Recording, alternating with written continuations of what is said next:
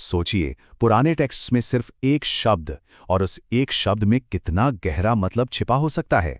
आज हम बाइबल की एक ऐसी ही मजेदार पहेली को सुलझाने वाले हैं। एक ऐसी पहेली जो परमेश्वर को समझने के हमारे नजरिए को और भी दिलचस्प बना देगी। तो पहेली है क्या? वो ये है, बाइबल में जीसस को पराक्रमी परमेश्वर क्यों कहा गया है? सर्वशक्तिमान परमेश्वर क्यों नहीं? क्या ये बस शब्दों का हेरफेर है, या क्या इसके पीछे कोई बहुत बड़ा राज है? चलिए पता लगाते हैं मिलकर। और हमारी ये जो पूरी खोज है ना, वो इसी एक आयत से शुरू होती है, यशाया की भविष्यवाणी। यहां आने वाले मसीहा के लिए जो शब्द इस्तेमाल हुआ है वो है पराक्रमी परमेश्वर। बस यही है हमारा पहला और सबसे बड़ा सुराग। यहीं से जवाब मिलना शुरू होगा। तो इस पहेली को सुलझाने के लिए हमें सबसे पहले एक शब्द को समझना होगा, सर्वशक्तिमान। आखिर बाइबल में इस शब्द का मतलब क्या है? देखिए, सर्वशक्तिमान या अलमाइटी सिर्फ पावरफुल होने के बारे में नहीं है। ये एक कह सकते हैं एब्सोल्यूट टर्म है। इसकी कोई तुलना नहीं हो सकती। ये किसी एक ग्रुप में सबसे मजबूत होने की बात नहीं है। ये तो हर चीज, इंसान, फरिश्ते, जानवर, पूरी सृष्टि, सब पर टोटल अथॉरिटी की बात है। एक ऐसी शक्ति जिसके ऊपर और कुछ है ही नहीं। और बाइबल में हम ये बार बार देखते भी हैं।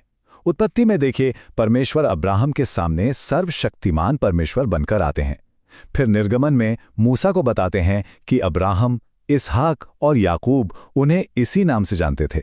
तो ये बात एकदम साफ है कि ये टाइटल पिता परमेश्वर के लिए इस्तेमाल होता है, उनकी एब्सोल्यूट पावर को दिखाने के लिए।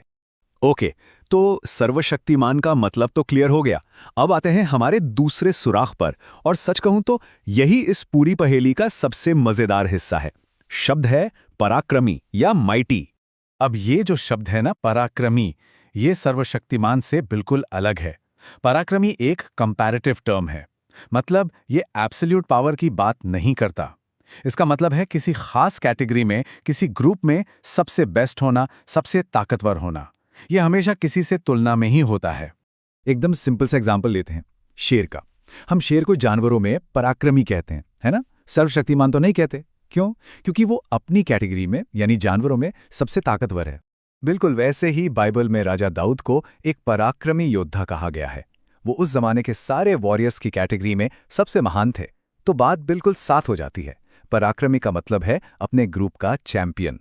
अच्छा, तो अगर पराक्रमी का मतलब है अपनी कैटेगरी में बेस्ट होना, तो अब सवाल यह है कि बाइबल जीसस को किन किन कैटेगरीज में पराक्रमी बताती है।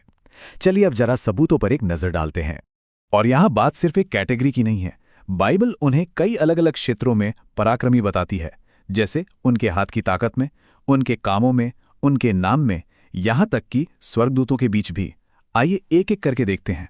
जैसे कि जब बाइबल पराक्रमी हाथ की बात करती है, तो इसका सीधा सा मतलब है कि स्ट्रेंथ और पावर की कैटेगरी में ये हाथ सबसे ऊपर है।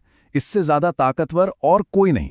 और बिल्कुल इसी तरह जब उनके कामों को पराक्रमी कहा जाता है, तो इसका मतलब है कि दुनिया में जितने भी बड़े बड़े काम हुए हैं, उन सब कामों की कैटेगरी में परमेश्वर के काम टॉप पर हैं, सुप्रीम हैं। और फिर आता है उनका नाम। उनके नाम के बारे में क्या लिखा है कि ये हर नाम से ऊंचा है। इसका मतलब क्या हुआ? यही कि सभी नामों की कैटेगरी में जीसस का नाम पराक्रमी है, द बेस्ट। और अब शायद सबसे चौंकाने वाला पॉइंट, स्वर्गदूत जो खुद इतने पावरफुल स्पिरिचुअल बीइंग्स हैं, उनकी कैटेगरी में भी बाइबल एक सवाल पूछती है, कौन है जो प्रभु की बराबरी कर सकता है? और जवाब बिल्कुल साफ है, कोई नहीं। मतलब वो उस कैटेगरी में भी पराक्रमी है। तो अब हमारे पास पहेली के सारे टुकड़े हैं। हमें सर्वशक्तिमान का मतलब पता है, हमें पराक्रमी का मतलब पता है, और हमने ये भी देख लिया कि जीसस को हर कैटेगरी में पराक्रमी कैसे कहा गया है। अब बस इन सबको एक साथ जोड़ने की देर है। इसका लॉजिक बहुत सीधा है।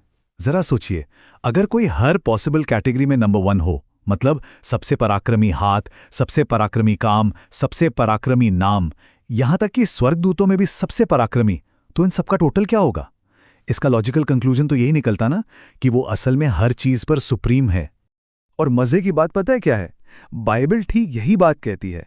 रोमियो की किताब में अपोस्टल पॉल साफ-साफ लिखते हैं कि मसीह सबके ऊपर परमेश्वर है। तो ये पराक्रमी शब्द एक तरह का लॉजिकल आर्ग्यूमेंट था, जो हमें उस कंक्लूजन तक पहुंचाता है जिसे बाइबल बाद में डायरेक्टली स्टेट कर देती है। और अगर कोई शक बाकी हो तो ये रहा आखिरी सबूत। परमेश्वर खुद हुक्म देते हैं कि सारे स्वर्गदूत जीसस की पूजा करें। ये तो अथॉरिटी पर फाइनल स्टैंप है। अगर स्वर्ग के सबसे ताकतवर बीइंग्स भी उनकी पूजा करने के लिए कमांड किए जाते हैं तो फिर उनकी पोजीशन पर तो कोई सवाल ही नहीं बचता। तो देखा आपने, पराक्रमी परमेश्वर कहना कोई छोटी-मोटी बात नहीं थी। ये असल में एक बहुत गहरी पहेली थी, एक लॉजिकल बिल्डअप था जो हमें स्टेप बाय स्टेप ये दिखा रहा था कि जो हर कैटेगरी में बेस्ट है वो असल में सब चीज़ों पर बेस्ट है। और ये बात हमें सोचने पर मजबूर करती है कि हम रोज़ जिन शब्दों को पढ़ते हैं उनके अंदर और कितने गहरे राज छिपे हो सकते हैं।